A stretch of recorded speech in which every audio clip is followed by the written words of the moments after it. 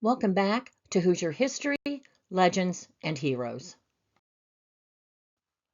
What do you get when you combine an Aeronaut from Pennsylvania, a hot air balloon, and Lafayette? You get another first for Indiana. I'm happy to tell you about it. We will be in Lafayette, which is in Tippecanoe County, in August of 1859. John Wise was born on February 24th, 1808, in Lancaster, Pennsylvania. At the age of 16, he was an apprentice cabinet maker.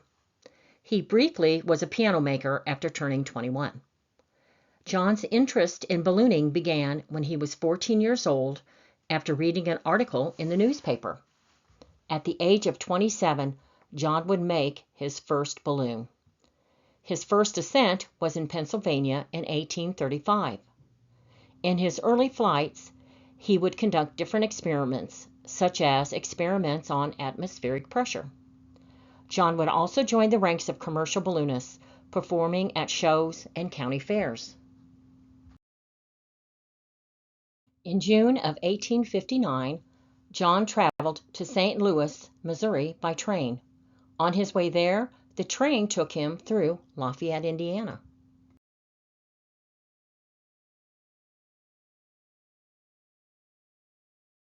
This ascension in St. Louis would make history. It was a flight of 1,200 miles, St. Louis to New York. Then John would be approached about making an ascension from Lafayette, to which he agreed.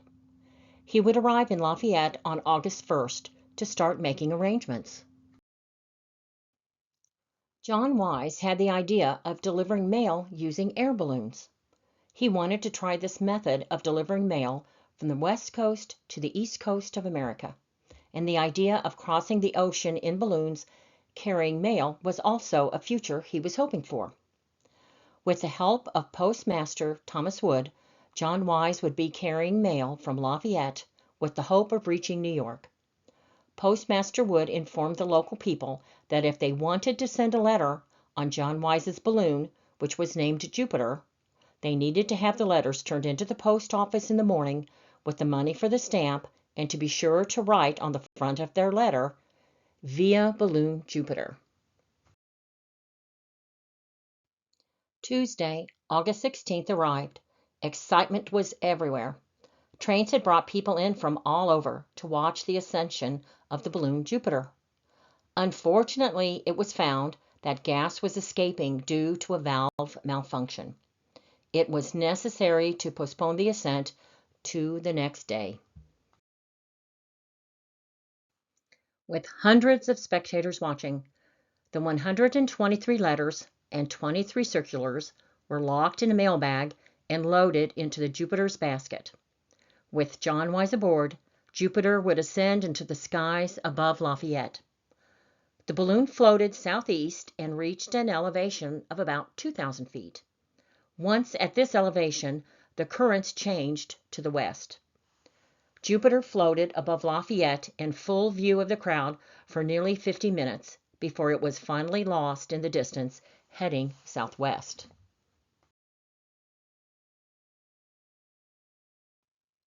With Jupiter floating southwest instead of east, John would look at his map and realize that he was near a city named Crawfordsville. Sadly, he also knew that he was going to need to descend due to lack of buoyancy. He thought that he would give the people of Crawfordsville a treat. He made a makeshift parachute and released it with the mailbag attached. He kept the balloon close to the parachute and landed not far from where the mailbag had come down. Not to worry, the mail would be delivered, be it a little late. It was loaded onto an eastbound train and taken to a post office in New York. Even though the mail had traveled only 25 miles, the United States Post Office would declare that this was the first flight of local airmail in the U.S. In 1959, Lafayette would hold a 100-year celebration of John Wise's flight. An airmail stamp was created for the 100-year anniversary. And guess what? The cost was only 7 cents. Donald Picard, a balloonist from Minnesota, would reenact John Wise's trip. Donald would be in his balloon, Jupiter 2. But he would only travel 4 miles, and it is said that he was in the air for 15 minutes and had reached an altitude of 1,200 feet. In 1956, the only surviving letter from the 1859 John Wise Jupiter flight was discovered. In 1964, the letter was put up for auction, and it was sold to the Smithsonian Institute for $6,500. It is now found in the National Postal Museum. I was informed by the museum that the letter and envelope are not currently on display. John Wise would be known for making over 400 flights in his lifetime. He was also known for making several balloon design innovations. But I want to let you know how all of this ends for John Wise.